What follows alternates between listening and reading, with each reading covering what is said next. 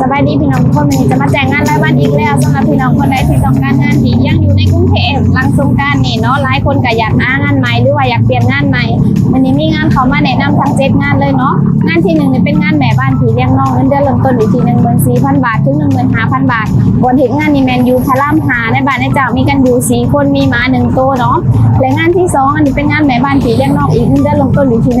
14,000 บาทบนเหตุงานนี้แมนยูปากเกร็ดหรือว่าอยู่นนทบุรีในบ้านในเจ้ามีกันอยู่4คนเหตุนาทีเบิ้งน้อง1คนอายุ3 ปีเป็นหลักทุกอย่าง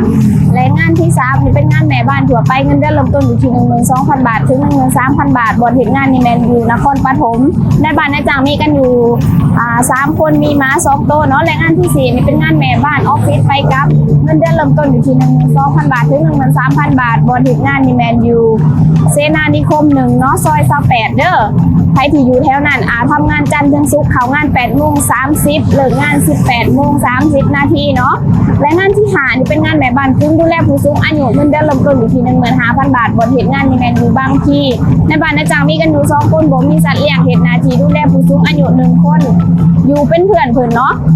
และงานที่6อันนี้เป็นงานแม่บ้านทั่วไปเงินเดือนเริ่มต้นอยู่ที่ 12,000 บาทถึง 13,000 บาทบนเหตุงานนี้แมนยูพุทธมณฑลซ้าย5ในบ้านในจังมีกันอยู่5คนบ่มีสัตว์เลี้ยงนาทีก็คือทำความสะอาดบ้านทั่วไปซักผ้ารีดผ้า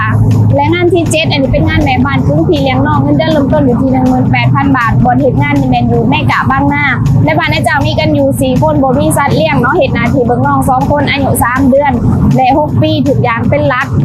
ผู้ใดที่ต้องการงานใน7งานนี้สามารถเข้ามากรอกใบสมัครกับทางเราได้เลยเด้ออยู่ที่จรัญซอย